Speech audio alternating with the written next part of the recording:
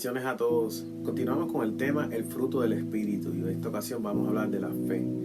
La fe es el séptimo aspecto del fruto del Espíritu mencionado en Gálatas 5:22 y básicamente se refiere a la fidelidad que le debemos a Dios y sus enseñanzas, las cuales deberían determinar nuestros pensamientos y acciones. La definición bíblica más clara de la palabra fe se encuentra en Hebreos 11:1. Es pues la fe, la certeza de lo que se espera, la convicción de lo que no se ve. La Biblia también nos dice que, como sucedió con Abraham, nuestra fe se desarrolla a medida que comprobamos la fidelidad de Dios a sus promesas y usamos el poder que nos ha dado por medio del Espíritu Santo para obedecerle y acercarnos a Él. Ser fiel a Dios implica confiar y creer plenamente en Él y todo lo que Él promete. Además, en Hebreos 1, comúnmente conocido como el capítulo de la fe, leemos que por la fe entendemos haber sido constituido el universo, la palabra de Dios, de modo que lo que se ve fue hecho de lo que no se veía.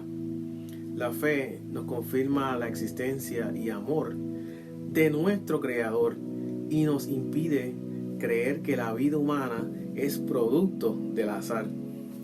Pero la fe verdadera va mucho más allá de creer en algo. Como dice Pablo, es un camino de vida. Por fe andamos, no por vista. Corintios 5:7 así mismo lo revela. En Tito 1:9 dice que Pablo también nos enseña que la fe implica lealtad. Pues una de las cualidades necesarias en un ministro es ser retenedor de la palabra, fiel tal como ha sido enseñada, para que también pueda exhortar con sana enseñanza y convencer a los que contradicen. Es decir, ser leal a las enseñanzas de la palabra de Dios. En otras palabras, el fruto del Espíritu, de la fe implica confiar plenamente en Dios y permanecer fiel a Él. Hebreos 11 menciona a Abraham y Sara como ejemplo de fidelidad por sus muchos actos de fe. Abraham se puso en manos de Dios y dejó su hogar sin saber a dónde iba.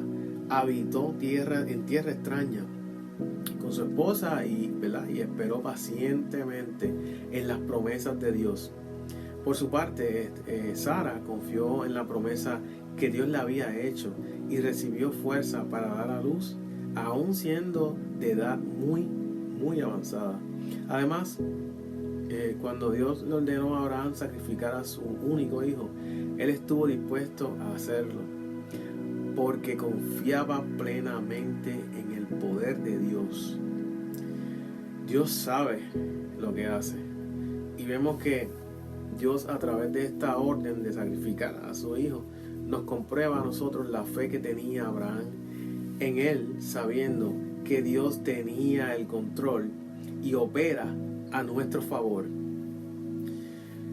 Sin importar la época en que vivamos, el ejemplo de fe de Abraham y Sara nos enseñan importantes lecciones de compromiso, fidelidad a Dios y la necesidad de actuar por convicción, aun cuando la evidencia física indique lo contrario.